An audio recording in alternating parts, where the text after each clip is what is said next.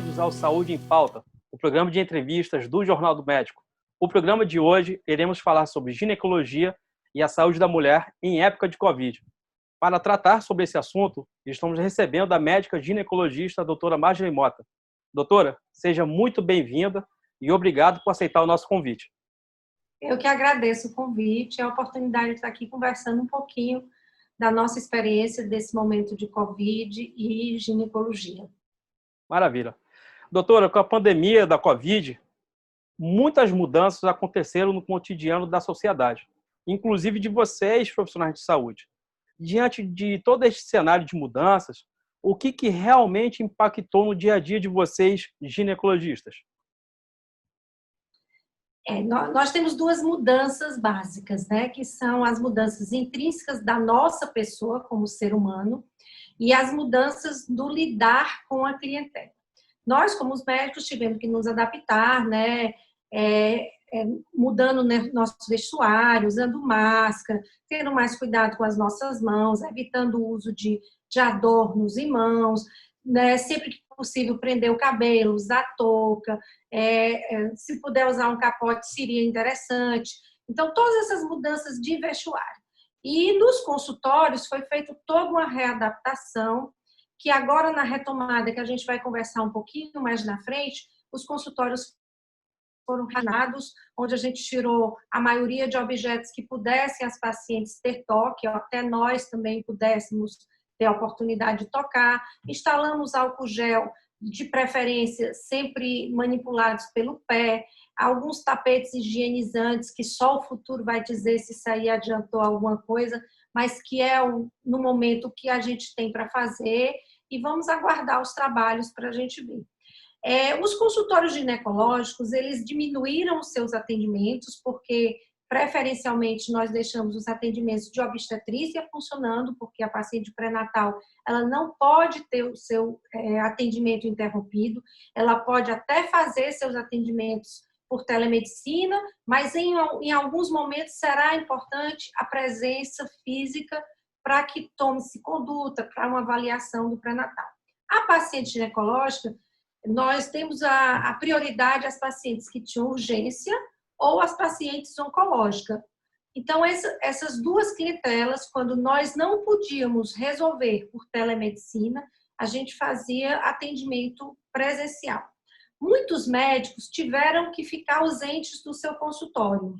Eu digo até uma experiência pessoal minha. Eu passei um mês afastada do meu consultório, porque a minha mãe adoeceu, a minha irmã adoeceu, eu tenho um irmão que é especial, então eu tive que vir para a minha casa cuidar dele. Então, foi um momento muito, muito família, muito mágico. Então, eu tive que fazer muito atendimento por telemedicina, conversar as pacientes, claro que mais as minhas pacientes que eu já conhecia, porque as pacientes novatas ficavam complicadas de dar esse atendimento pela primeira vez por telemedicina. Mas aí fazia parceria com outros colegas e os meus colegas que estavam em atendimento viam essas pacientes. E alguns colegas também adoeceram, gente, ficaram doentes e tiveram que ficar isolados. No primeiro momento se falava em 21 dias, agora se voltou a realmente liberar todas as pessoas que tiveram infecção com 15 dias, mas mantendo os cuidados do uso da máscara, do cuidado com a mão, né, do cuidado com o toque nos objetos, para que a gente não transferisse nenhum vírus para as outras pessoas. Então, os consultórios ginecológicos, eles ficaram com essa pausa. Nós vamos ter a retomada, eu acredito que você vai me perguntar isso aí mais na frente, e a gente vai falar um pouquinho sobre essa retomada. Eu acho que com isso aí a gente dá uma esclarecida. Foi interessante também, a Sociedade Cearense de Ginecologia criou um canal de telefone, que a gente chama de Covid Mulher, que foi aberto para toda a sociedade cearense, para que as mulheres que se sentissem com alguma dúvida, foi a priori para a parte de obstetrícia, mas existiu muita demanda de ginecologia, para que pudessem ligar e a gente pudesse atender. Nós somos vários ginecologistas e obstetras que damos assistência por telefone a essas mulheres. Não é um teleconsulta, é uma orientação que a gente faz para a clientela feminina. Perfeito. Parabéns pela iniciativa. Doutora, quanto à obstetrícia, quais foram os impactos ocasionados?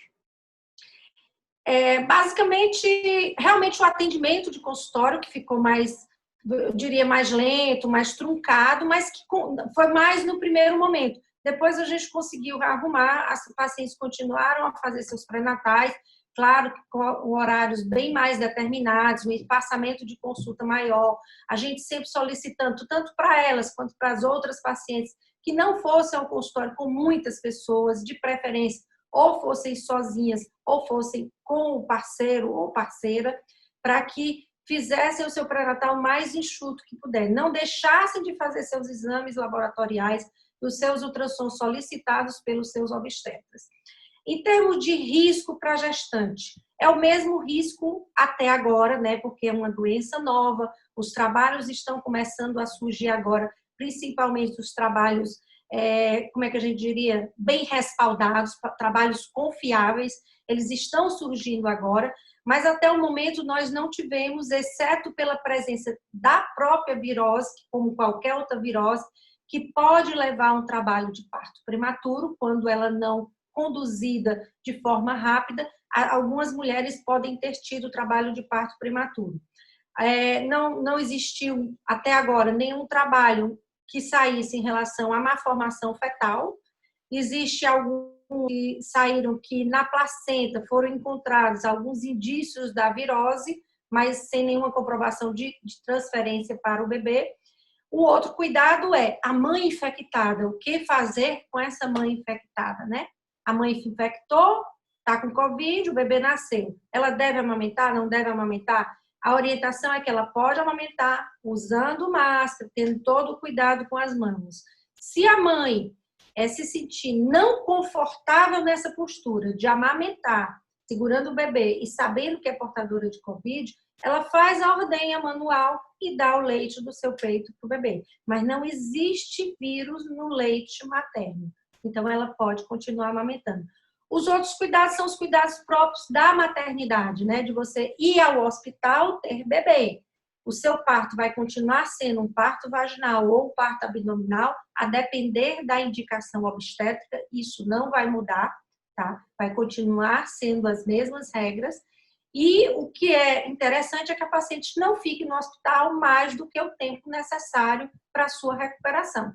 Ficou boa? Vai para casa normal com o seu bebê. Então, esse estar no hospital é que tem que ter um pouco mais de cuidado para que ela não venha se infectar dentro do ambiente hospitalar. Acho que basicamente isso. Perfeito.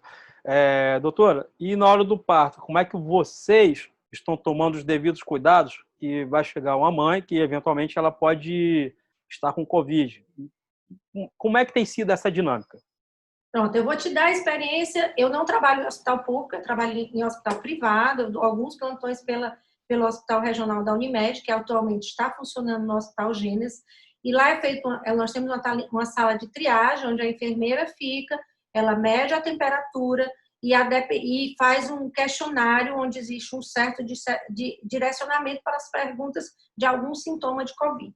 Se ela tiver algum sintoma de Covid ou a temperatura der alterada, ela vai para uma sala reservada, onde o atendimento é feito ali. A partir daquele momento, o médico vai fazer toda uma paramentação, usar todo aquele vestimento que vocês veem na televisão, aquelas coisas parecendo um astronautazinho, e nós vamos dar o atendimento daquele jeito para que evite o contato, que a gente venha a se contaminar, tá? Caso ela não tenha nenhuma história clínica, nenhum contato recente, e a temperatura é normal, ela vai para o atendimento normal, do fluxo normal da obstetrícia, mas nós vamos continuar tendo os mesmos cuidados. Máscara, e a maioria de nós está usando aquele face shield, que é aquela máscarazinha transparente que vocês têm visto nas mídias, tá? Muito cuidado com a mão, a gente tem lavado excessivamente as mãos e por hora nós vamos tirar os anéis, tirar as pulseirinhas e evitar qualquer coisa que venha a dificultar as nossas lavagens de mão. Tá? Perfeito. Perfeito. Doutora, eu queria que a senhora falasse um pouco mais da questão da telemedicina. Ela foi liberada excepcionalmente por conta da pandemia, né? Então, isso naturalmente gerou uma oportunidade, né, dos pacientes continuarem os seus atendimentos médicos, não serem interrompidos. Que a gente sabe que isso dificultou muito, a pandemia ela trouxe muitas dificuldades para o atendimento médico. Mas como é que tem sido essa experiência, tanto em termos de adesão do público com a telemedicina, quanto vocês, especialmente ginecologistas? A telemedicina é muito interessante. O que é telemedicina? Telemedicina é qualquer atendimento virtual. Isso já existe, gente. Desde que eu era desde que eu era formada, já tinha. Primeiro foi o telefone, depois foi o pager, depois aí veio o celular de todas as suas formatações e hoje esse celular maravilhoso que a gente conversa olhando para a pessoa. Então, telemedicina já existia. O que não existia era um posicionamento do Conselho Federal de Medicina e os posicionamentos legais em relação à telemedicina. E que eu diria que, infelizmente, ainda não temos. Nós temos um posicionamento parcial do Conselho Federal de Medicina, que eu espero que depois dessa pandemia ele reveja, porque a gente precisa colocar isso no preto e no branco para saber o que é certo, o que é errado, o que é duvidoso, o que pode ser feito, o que é ético, o que é correto, o que é legal, para que a gente não fique sujeito a trabalhar de uma forma equivocada. Então, na hora que eu respondo um WhatsApp de uma cliente minha, que eu já respondi há 10 mil anos atrás, isso não é telemedicina? Isso é telemedicina. Eu vou negar a assistência de uma paciente que vem com a doença mais comum de ginecologia, é o prurido vulvar. E quem já teve já sabe o quanto irritante é isso. Ela me passa isso sábado à noite. Não tem aonde ir, porque nós não temos urgências ginecológicas, nós temos urgências obstétricas, mas ginecológicas não.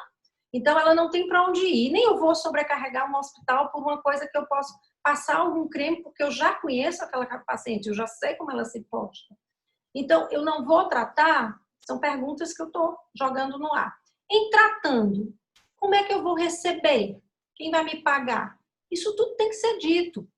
É muito legal da minha parte dar esse atendimento, dar esse carinho, esse cuidar da cliente. Mas eu preciso também pagar minhas contas, eu preciso também sobreviver, eu preciso também ter meu tempo que foi investido naquela conversa de uma forma remunerada.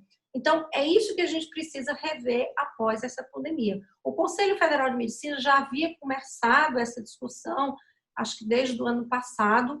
Infelizmente, é uma discussão difícil, porque são opiniões diferentes, né? E nós temos uma variação de geração. Se você pegar um médico eu tenho 30 não sei mais nem quantos anos de formada, 34 anos de formada, tem os médicos que têm 45 anos de formado, e tem os meninos que estão acabando de sair, que para eles, não trabalhar com telemedicina é uma coisa do outro planeta, gente. Para eles, o computador dorme com eles, o celular dorme com eles. Então, como é que eu posso impedir essa geração de trabalhar com telemedicina? Cabe às instituições médicas e às instituições, como é que eu diria, advocatícias, de lei, transformar isso aí em uma coisa legal e ética. Aí a gente vai começar a trabalhar todo mundo igual. Porque senão vai ficar aquela coisa, cada um faz o que quer e a gente acaba não se entendendo e a coisa pode não dar certo. Mas a telemedicina é uma coisa super legal. O próprio o SUS, ela faz muito telemedicina, porque quantas vezes a gente não pega um caso clínico de um cliente que está lá nas brenhas, vamos falar lá no Amazonas, não sei aonde, o cara tem uma lesão de pele que ninguém está sabendo lidar, você bota aquilo ali na TV, não expõe o cliente e bota numa sessão clínica aqui no hospital, na Universidade Federal do Ceará, dentro do Hospital das Clínicas. Isso é telemedicina, é errado. Não, gente, é certíssimo. Eu estou ajudando uma pessoa, eu estou ajudando um paciente e estou auxiliando um colega que naquele momento está precisando. Os laudos radiológicos, tudo é telemedicina. Então, eu acho que é meio hipocrisia da parte da gente dizer que não existia telemedicina. Telemedicina existia, nós não temos regras legais nem éticas ainda e não estamos sabendo cobrar pela assistência que a gente está dando. Então, eu acho que a gente precisa depois, passado esse ano de 2020, que vai ser um ano pesado, né?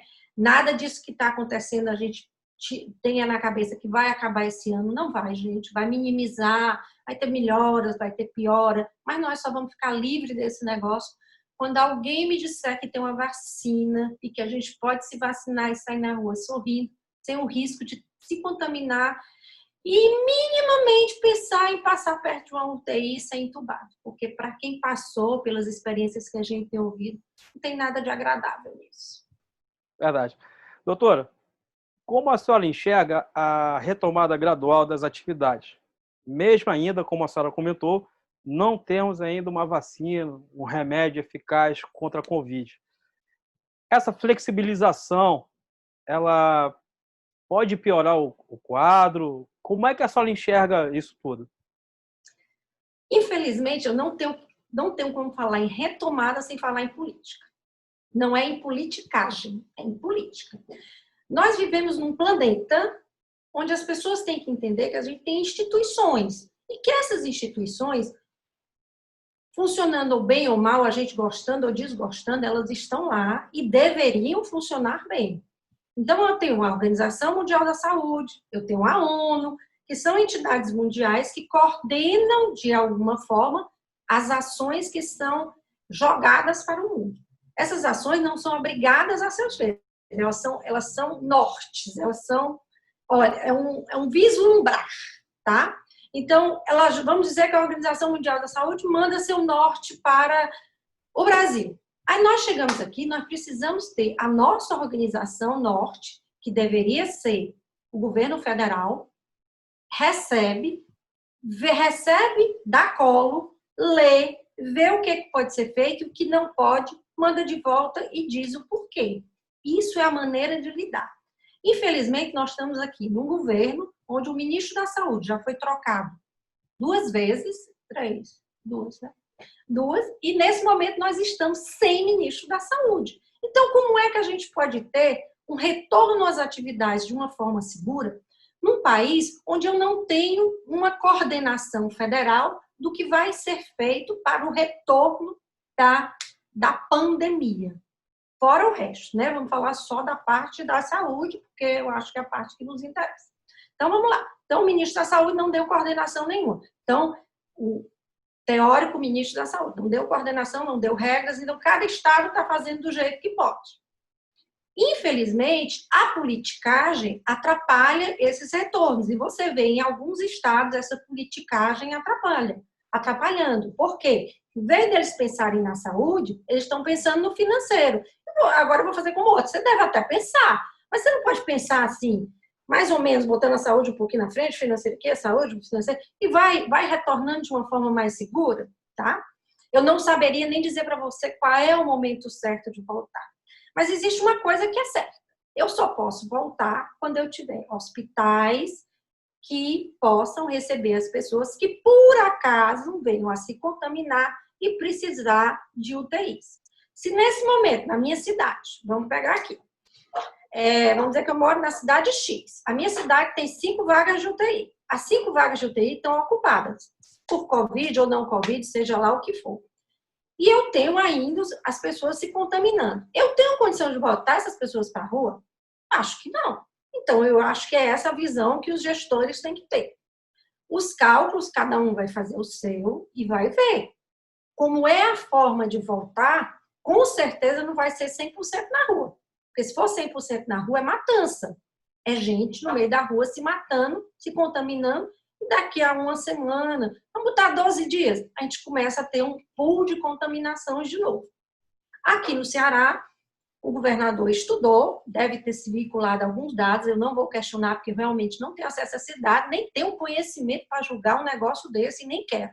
Tá? Nesse momento, eu quero confiar que o governador do estado, o meu prefeito, e os nossos secretários de saúde se sentaram junto com as equipes de apoio que ele tem, que desde o início esse estado tem uma equipe de suporte ao Covid, e chegaram à conclusão que dá para voltar. E não vai ser uma volta em massa, como ele frisou. Eu assisti o vídeo dele e ele frisa. Não é para voltar de uma vez e não é para voltar sem cuidado. Nós vamos continuar dentro de casa, nós vamos continuar usando máscara, nós vamos continuar. Aliás, ele até disse que nós vamos redobrar os cuidados. E é isso que a gente tem que fazer, gente. Na hora que eu vou para a rua, eu vou com mais cuidado ainda do que o que eu estava dentro da minha casa. Eu tenho que ter cuidado com o meu cabelo, eu tenho que ter cuidado com as minhas gotículas, com a minha sandália, com as minhas mãos. E eu não posso estar saindo na rua para não fazer nada. Ah, não, eu vou ali na esquina para ver se está passando carro. Não, não pode. Você só vai sair de casa se o seu remédio que você precisa usar não puder ser entregue pela farmácia. Aí é isso aí. Se a população, nós, né, pegarmos em nossas mãos o que o nosso gestor estadual, estou falando do nosso gestor estadual, está nos colocando e tomarmos a responsabilidade para a gente, nós vamos ter sucesso. E daqui 2 ou 3 semanas a gente vai liberando mais coisas, vai liberando mais coisas. Mas se a gente achar que sair no meio da rua, tudo de uma vez, igual um louquinho, como eu chamo, fazendo tudo coisa no mundo, aí, infelizmente, talvez daqui a 2 ou 3 semanas a gente esteja de novo voltando para o isolamento físico e tendo que ficar mais uma vez confinados aos nossos lares. Que não é ruim, é até bonzinho. Verdade. A gente também, né, doutora, a gente tem que observar o que os outros países também estão fazendo, né? A gente vê na China, na Europa, que uns afrouxaram o isolamento e acabaram tendo que retroceder, até porque a grande problemática é essa, porque o vírus ainda existe, então a possibilidade de contágio ela ainda é real, mesmo liberando aos poucos o funcionamento, mas você ainda corre o risco, sim, de vir a se contagiar. E desde o começo da pandemia, sempre pontuaram o seguinte, que a maior preocupação é que, assim, você vai se contaminar. E quem é que vai lhe dar assistência? Se a saúde pública está toda lotada e a saúde suplementar também está toda lotada. E ninguém quer ver, claro, pessoas na calçada esperando atendimento, até porque outras doenças, além da Covid, elas também estão acontecendo, né? Então, realmente, como a senhora apontou, é uma responsabilidade muito grande nós também de respeitarmos o que as autoridades estão colocando. Vamos flexibilizar, porém, com cuidado X, Y, Z, né? Eu super entendo o empresário responsável, porque infelizmente a gente tem uns aqui que, me perdoem, mas são dignos de muita reza. Mas tem muito empresário responsável. Você está vendo muitos exemplos de empresários que estão deixando o seu negócio como primeira opção e somando a ele pequenos negócios.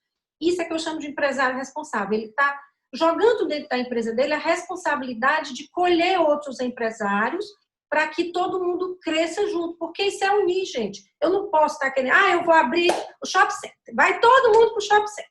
Conversa, gente. Eu estou morrendo de medo, eu sou médica, eu estou morrendo de medo, eu vou fazer o quê em shopping center? Não vai ter gente em shopping center. Então, vamos abrir com mais responsabilidade, vamos abrir com mais cautela, vamos testar, vamos ver como é que fica. Mas não, aí fica um outro ali, acolá, no outro canto, acolá, resolveu abrir os cultos. Ora, mas que conversa, a pessoa arruma de gente dentro de um templo, tudo sem máscara, falando do lado, porque até a gente que é da saúde, de vez em quando a gente se pega usando máscara de forma errada. Então, imagine para quem não tem costume, porque nós não temos costume. Nós somos um povo gostando de sorrir, de mostrar o rosto. Então, para nós, aquilo ali é super incômodo. Não é uma coisa que faça parte da gente. Então, não adianta a gente querer botar a carroça na frente dos burros. A gente tem que ter um norte. Nesse momento, o nosso norte, já que a gente não tem uma gestão federal, é uma gestão estadual, que, por sinal, está se saindo muito bem, gente. Que fique muito claro aqui, eu nunca votei no Camilo, nunca votei no Roberto, apesar da minha visão extremamente de esquerda, para quem me conhece, mas eu nunca votei neles por outros motivos, não cabe aqui discutir. Mas eles estão fazendo um trabalho muito bom, gente, muito bem coordenado. Tem hiperfaturamento, tem não sei o que. Depois a gente apura isso aí, a gente vai apurar, tá lá os dados. Quem estiver achando ruim, vai lá como é, aquele bicho do governo. E olha, tá tudo lá e a gente apura.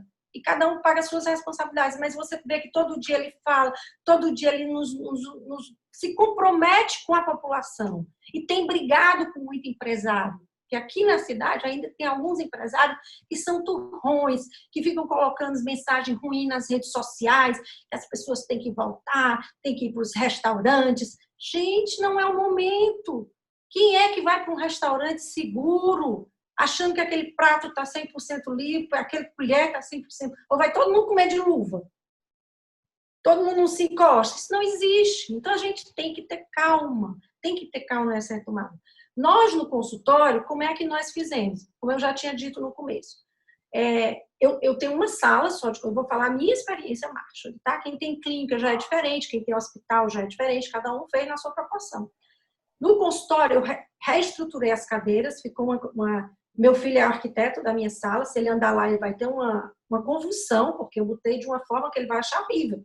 Mas foi uma forma que eu achei que as pacientes não entrem muito em contato umas com as outras. Vai ter um tapete higienizante na entrada, se funciona ou não, eu não sei, mas ela vai botar o pezinho dela na água sanitária lá, ela vai entrar, vai ter um totem de álcool gel para ela lavar as mãos, a minha atendente vai estar igual a um astronauta, toda bonitona lá, não vai ter mais aquela farda formal, ela vai estar vestida de roupa de centro cirúrgico e a paciente vai ficar esperando, com hora marcada, de preferência, sem muita gente na minha sala, já pedi, todas são obrigatoriamente, só atendo se chegar de máscara, não ir enfeitada, lavar as mãos, álcool gel, onde puder tem álcool gel. Então, esses cuidados é interessante, porque como nós da saúde vamos ser o primeiro a ser liberado, nós vamos ser o teste. Se os consultórios e clínicas começar a dar infecção, igual deu aquela igreja lá nos Estados Unidos, não, na Alemanha, desculpe. Na Alemanha, que dentro de uma missa, 40 pessoas se contaminaram, pronto. Aí nós vamos ter que fechar os consultórios e as clínicas de novo. Então, nós somos os responsáveis por esse momento de teste. São as construtoras que vão ser liberadas, se eu não me engano, construtoras que têm até 100 funcionários vão ser liberadas. Então, se aqueles 100 funcionários, 50 se contaminarem, o nosso teste deu errado. Então, nós temos que rever. Então, são essas coisas que o governador e o prefeito pontuou. Não estou defendendo ninguém, estou defendendo conduta. Conduta, que não tem partidarismo. Pontuou e que nós devemos tomar para a gente essa conduta. Então, nós somos responsáveis. Existe um norte. A gente segue se a gente quiser. Se a gente quiser que a coisa corra bem, que aconteça tudo direitinho, é importante que a gente siga aquele norte. E se a gente achar que aquilo ali não está correto, tem canais que você pode chegar para os nossos gestores e falar, gente. Hoje a gente tem que acabar com essa história que a gente, não consigo dizer o que eu quero para o governador e para o prefeito. Só se você não quiser, porque todo mundo consegue. Faz um vídeo, bota no YouTube, que não dá 3 segundos, está na casa do homem. Então, eu acho que hoje nós vivemos numa sociedade onde é um BBB, é um Big Brother, todo mundo sabe de todo mundo pode dizer de todo mundo. Você vê aí o que está acontecendo no nosso santo país. Então, felizmente, infelizmente. Então, vamos usar para o bem? Vamos usar para o bem. Se tem uma coisa que eu acho, não, governador, eu acho que esse negócio não vai dar certo por isso, por isso, por isso. No dia que ele falou, muita gente falou das escolas.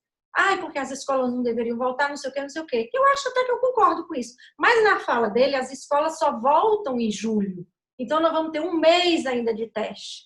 Se esse teste não for bom, eu acredito que essas escolas nem voltam em julho, volta só em agosto mesmo, no segundo semestre, para que esses meninos já perderam aula agora mesmo. Fica ruim para os pais, lógico, que estão tomando conta dessas crianças, mas tudo na vida é uma readaptação. Eu costumo sempre muito pensar, quando eu estava aqui nesses meus retiros, agora vamos para o meu lado pessoal, porque eu acho que tem que ficar meio interessante também esse negócio. Para mim foi muito bom estar aqui isolada, assim, apesar da minha dor imensa pelo planeta. Gente, eu sou esponja, eu adoeço pelo mundo, é uma coisa terrível. Então, essa dor foi muito grande no início. Aí, depois, eu resolvi saber o quê? Eu vou estudar. Aí, comecei a fazer filosofia, vou voltar para o meu enneagrama, ouvir a monja, ouvir meus padres. Então, foi muito interessante ver o quanto a gente tem de aprendizado quando a gente fica só. Aí, quando me dava assim, uma coisa ruim para sair, eu me lembrava, sabe de quem? Anne Frank. Eu digo, vale aquela menina viver uma ruma de tempo, trancada dentro de um negócio que eram os quartos para cima, os quartos para baixo. Eu não sei se vocês já visitaram, mas é muito interessante. É um negócio que a pobrezinha não tinha o que fazer, só podia se mexer em tal hora, em tal minuto, em tal momento. Não tinha celular, não tinha internet, podia falar com ninguém. Gente, e ela tinha momentos maravilhosos de felicidade. Então, eu acho que hoje a gente tem até um privilégio de estar nesse momento, da gente estar podendo refletir algumas coisas. Vou dizer que é bom? Não. É bom a gente ter a vida da gente normal, indo para a rua, querendo ou não sair, querendo ter opções. Bom, ter opções, essa é a palavra certa. Isso é que é bom. Mas é um momento interessante para a gente rever muita coisa do que a gente andava fazendo. Se estava legal, vamos botar para crescer. Não estava legal? Vamos rever e reestruturar. Claro, perfeito. Doutora, antes da gente encerrar, eu queria que a senhora comentasse a respeito das fake news. Em qualquer segmento, né, a gente observa que tem muitas fake news. Com a pandemia do coronavírus, essas fake news elas meio que decolaram como um foguete. E na saúde, a gente vê cada vez mais as fake news. Como é que a senhora enxerga essas fake news, os malefícios que ela causa, tanto para a sociedade que vão usufruir os serviços de saúde, quanto vocês, profissionais, tendo que desmentir as afirmações absurdas que vem fazendo, que chá com limão, alho, cebola, gengibre vai curar o coronavírus. Como é que a senhora enxerga isso? Eu não sou uma filósofa ainda, mas eu vou ser. Um dia, sei lá. Sou nova, dá para chegar lá. Mas eu acho que, de repente, o ser humano, ele tem um viés de mentiroso. Fake é mentira, né? Um viés de mentiroso. Eu acho que todos nós, a gente de vez em quando solta uma mentirinha. É aquela mentirinha que a gente diz, não faz mal para ninguém, não. Sempre faz mal para alguém, até para nós, né? Até para a gente faz mal. A gente dizer uma coisa que não é verdade. E quando você toma consciência de que não é verdade, aí você começa a se sentir ruim com aquilo ali, tá? E isso, às vezes, não é combatido desde a infância. É aquela criança que mente um pouquinho, o adolescente que mente um pocão, é o adulto que brinca mentindo. E isso vai tomando proporções, e foi tomando proporções durante todas as nossas gerações. E hoje a gente tem aí uma geração criada à base de fake news. Não cabe a gente ir atrás de quem é culpado, porque não vai adiantar de nada. Cabe a gente ver o que a gente vai fazer com essa geração que está aí. Existe, eu digo geração não é por idade, porque até eu vou dizer que a minha geração tem gente que propaga fake com uma facilidade que é uma coisa horrível. Deus me livre, é uma coisa que nos deixa de coração muito triste. Porque aquilo ali, você vai dizendo, daqui a pouco ele vira uma grande verdade a partir de uma grande mentira. E é uma mentira. Mas de tanto o povo falar, acabou virando uma verdade na cabeça de quem quis.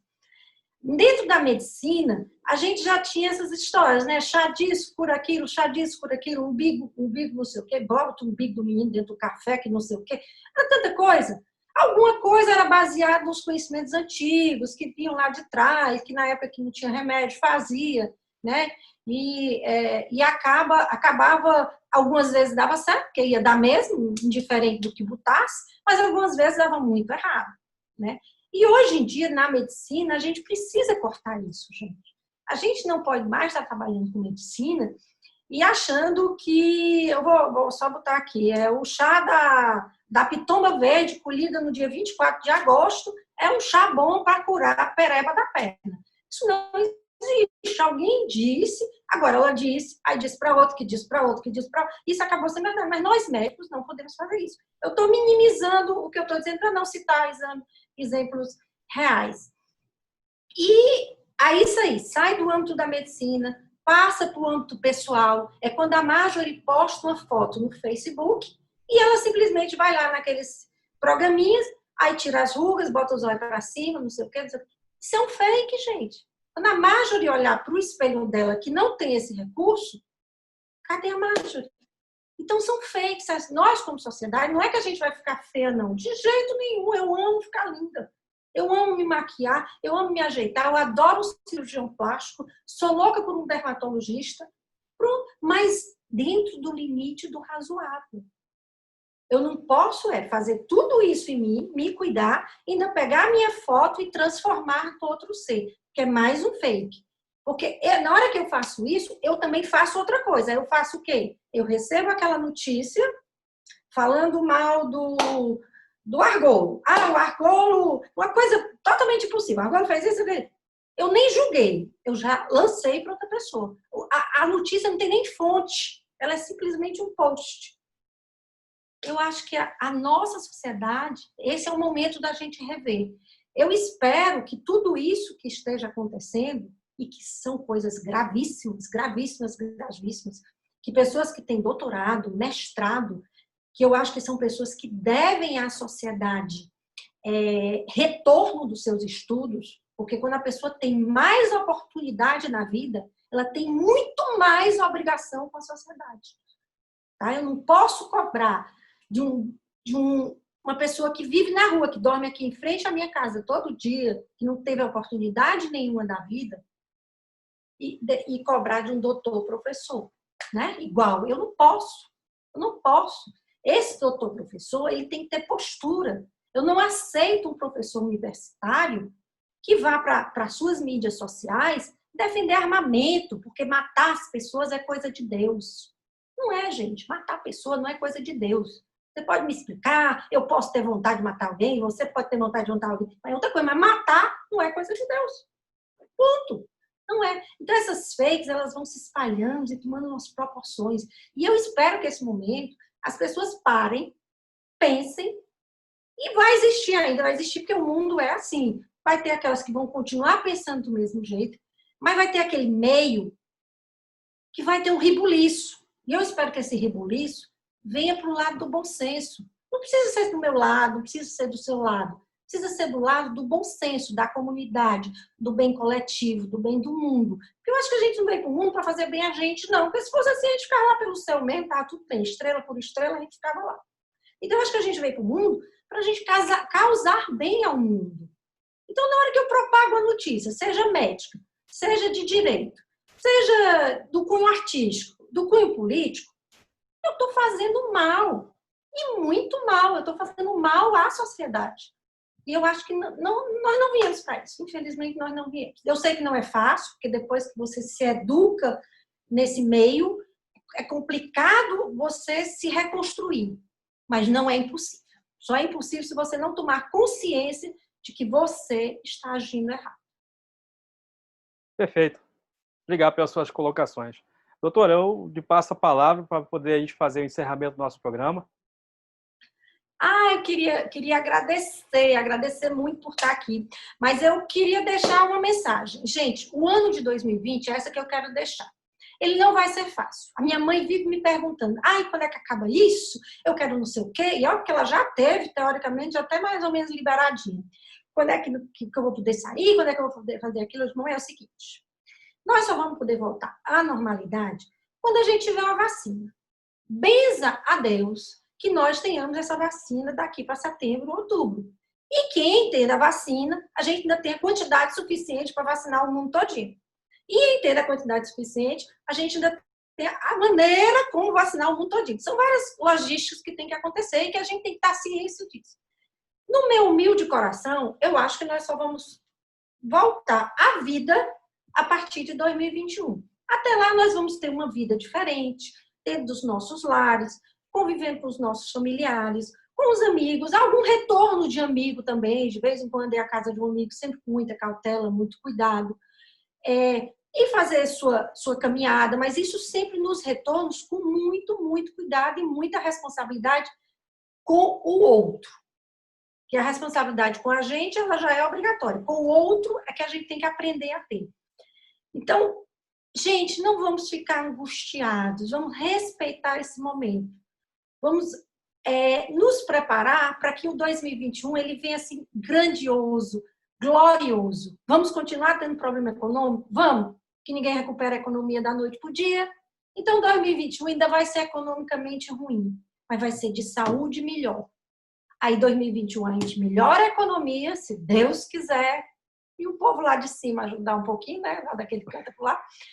E em 2022, a gente tem a nossa glória, a gente começa a crescer de novo como nação, como país, como um povo que vê o outro como motivo de estar nesse mundo. Eu acho que é por aí. Na hora que a gente começa a ter empatia por tudo que você faz na vida, é a hora que você se diz assim, eu sou muito feliz por estar aqui. Maravilha, doutor. Ótimas palavras. Realmente uma reflexão muito importante que nós, como sociedade, nós temos que realmente fazer. Bom, e assim nós encerramos mais um Saúde em Pauta, o programa de entrevistas do Jornal do Médico com renomados especialistas para poder falar sobre medicina e saúde. Se você gostou desse conteúdo, curta e compartilhe com seus contatos. Obrigado pela audiência de todos. Obrigado, doutora Barros, pela sua participação. e até o próximo programa.